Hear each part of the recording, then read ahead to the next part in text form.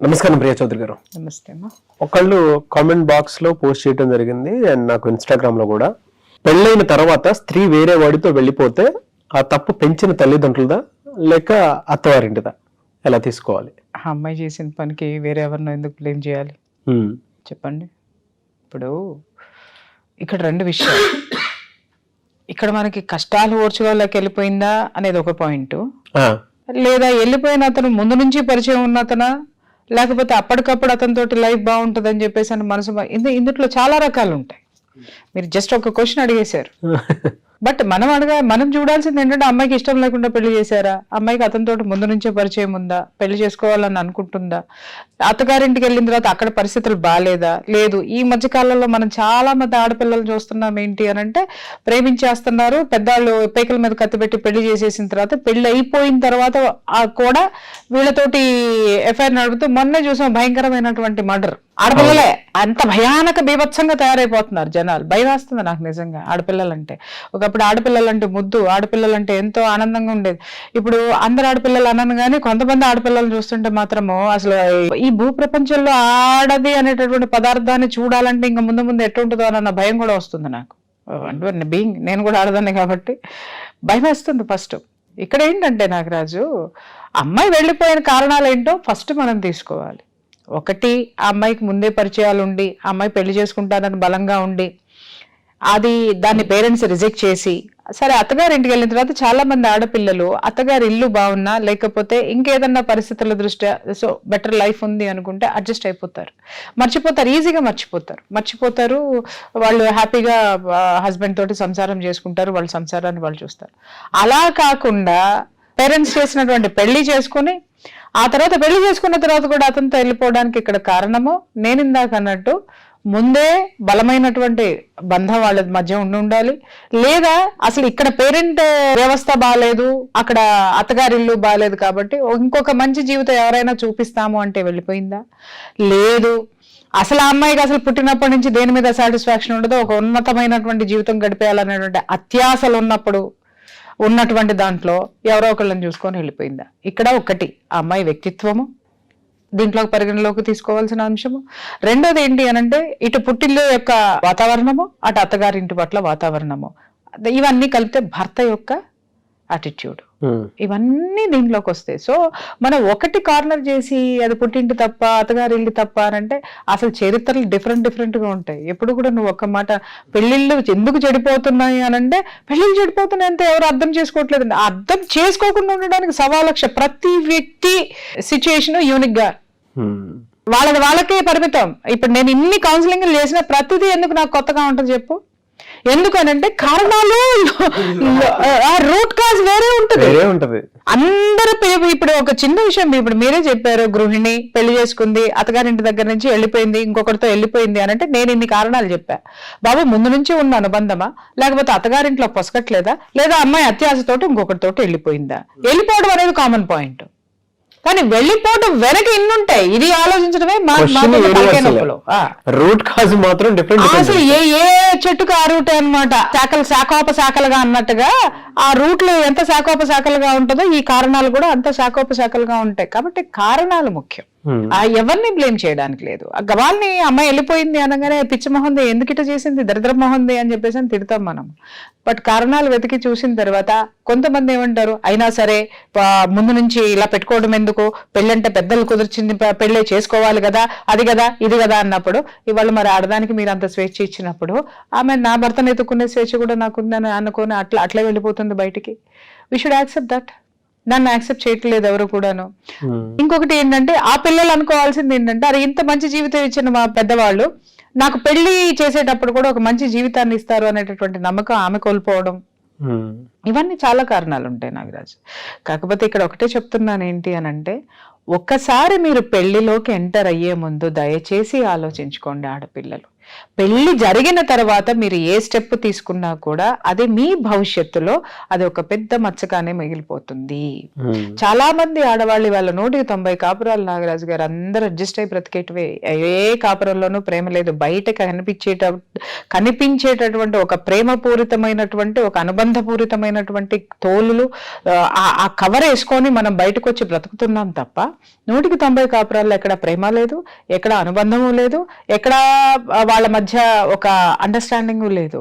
పెళ్లి చేసుకున్నాం, ఈ సమాజంలో ఉన్నాం, పిల్లల కోసం ఉంటాం, లేదా మన ఆస్తుల కోసం ఉంటాం, లేదా మన కోసం ఉంటాం, లేదా నేను బయటకు పోతే నన్ను ఇంకెవడేం మాట్లాడతాడో, ఇక నా భర్తనే మొదటగా చూశాను కాబట్టి నేను వీడితోటే జీవితము, ఇలా అడ్జస్ట్మెంట్లతోటి ఉండేవాళ్ళే ఉన్నారు తప్ప అడ్జస్ట్ లేని వాళ్ళందరూ ధైర్యం ఉన్న వాళ్ళు ఎందుకు వచ్చిన వాళ్ళు నా బ్రతుకు నేను బ్రతకగలను అనుకున్న వాళ్ళు బయటకు వచ్చేస్తున్నారు. లేదు ఒక మంచి తోడు దొరికింది అనుకున్న వాళ్ళు ఆ తోడును నమ్మిన వాళ్ళు బయటకు వస్తున్నారు.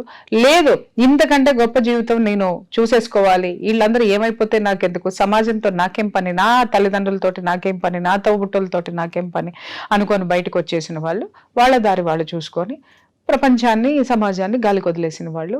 ఆ తర్వాత వాళ్ళు కూడా వాళ్ళ యొక్క వ్యక్తిత్వం కూడా గాలికి వదిలేసేసి బ్రతికి ఎటు బ్రతకాలో అర్థం కాక లక్ష్యం లేని గమ్యం తెలియనటువంటి ప్రయాణంలో కొట్టుముట్టాడేటటువంటి వాళ్ళు చాలా మంది ఉన్నారు. వీళ్ళ వల్ల ఇప్పుడు చూడండి, క్వశ్చన్ పుట్టిన దాంట్లో నేను మీకు మళ్ళీ చెప్తున్నాను, నింద ఎవరి మీద పడుతుందనంటే ఒక ఫ్యామిలీ ఖచ్చితంగా సఫర్ అవ్వాల్సి, తల్లిదండ్రులే.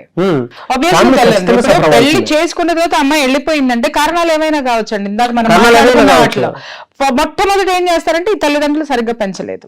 అసలు ఆ తల్లిదండ్రులు ఏమన్నా అంటే వీళ్ళకి ఏమన్నా పెట్టి ఆడపిల్లలు ఎక్కడ పోతున్నారు, ఏం చేస్తున్నారు ఏంటని సీక్రెట్ క్యాంప్స్ పెట్టుకొని 24 గంటలు GPS పెట్టి వాళ్ళని ట్రాక్లు చేసుకుంటూ బ్రతికే పనేనా?